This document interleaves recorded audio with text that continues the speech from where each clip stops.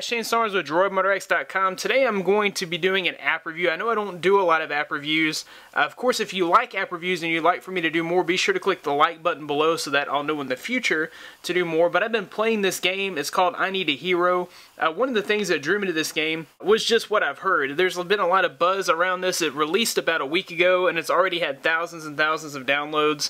It has become very popular very quick. Now, it is a puzzle-based game, so if you don't like puzzle-based games, you'll probably need to stay away from this. But I would suggest that you try it because, like I said, it's very addictive. One thing that I found interesting about this game is developed by Mad Hack Games, and they decided to develop this for Android first. So, you know, a lot of times games will come to iOS first because developers know that they can get payments out of iOS users for the most part. A lot of times Android users like free games with ads, and they decided to release this for free on the Android platform first and then focus on iOS later. So that is really a big plus in my book. Now, I'll go ahead and run you through some of the gameplay. This can be played 100% free.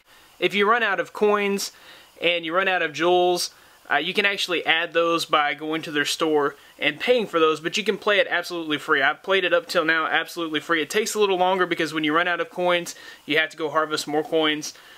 If you run out of nails, like I came to one part where I had to build a bridge and I needed some nails. So I had to build a well, and it required that I had enough coins and enough nails to build it so that I could advance. Now, if I wanted to, I could have just bought nails or bought coins and moved right along. But after about maybe 30 minutes of gameplay, I was able to get past that. So the premise of this game is the king's daughter is missing. She's in the tower, and you'll have to defeat all the enemies to get to the tower, where she's located here. You guys can see that I've played through many of these. You see where some of these have 2 stars, some of them only have 1. If you pick an enemy, you have easy, tough, dangerous, or with some of the enemies, they start out at tough and then work to dangerous and deadly. So the further you go, the harder it gets. If you run into an enemy that has armor, that enemy is going to be a little tougher. And some of these enemies have certain things that you can get with them as well. You can get extra health, you can get like an extra rope, which is something that I needed also here to build the well. So I had to come back here and play this guy until I got my rope. Which I guess is something that I could have bought extra as well if I wanted to move through a little quicker. But I'll just show you some of the gameplay, and we'll go on dangerous. And I'm probably going to suck at this since I'm recording while I'm playing, but what the object of the game is to get as many of these in a row. If you click on the book, it's going to cause an explosion, or some of them will cause a water effect that will take out more enemies, more goblins, as you will, or if you will. Of course, he has 800 points, so it's probably going to be impossible for me to beat him. Whenever I attack him, it takes his points away. Whenever all of his points are drained, then he dies. But you guys kind of get the picture for how this works. The blue jewels, you can use those to bring your guy back to life so that he can fight more. Your coins, you can buy different attacks. Your jewels, you can buy more attacks there, which cause more damage. Or you can go with the free one, which doesn't give you much damage at all. So you'll have to earn your coins and your jewels to beat some of these guys, otherwise they will be unbeatable. But that's all part of the fun. So here, if I had 7 jewels, I could go ahead and heal myself, or I could escape.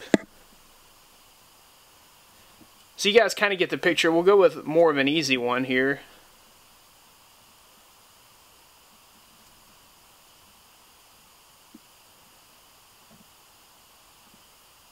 In some of the levels, it'll actually add blocks that get in your way so that you can't defeat all the goblins here, so that you can't make the goblins go away.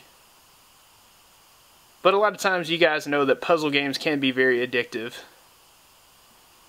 But as you saw here in easy mode, I started ahead of my enemy, so I have 170 points, he has 120 points. Of course, the faster you go, the quicker your sword will fill up and the faster you can attack.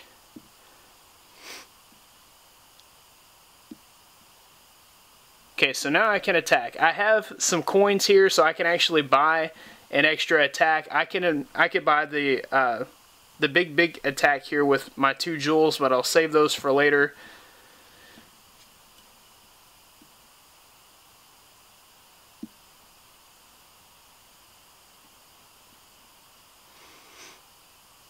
And he's dead. So every time you defeat the enemy, you do get a prize. Here I got 20 coins. If you defeat them on a more difficult level, you're going to get a whole lot more coins. So if I go to just the next level up, they'll give me 260 coins, sometimes plus a jewel. But all of those things just help you to advance in the game. Anyhow, I think you guys get the picture of how this game is played. Hopefully you will check it out on the Play Store. I'll be sure to include a link in the description. If you like this, be sure to give it a big thumbs up. If you would like for me to do more app reviews, more game reviews, and things that I find interesting, please be sure to click the like button. I'm looking for at least 100 likes on this video. Also, be sure to subscribe to this channel for more videos like this in the future. Thanks for watching. Be blessed. I'll see you in the next one.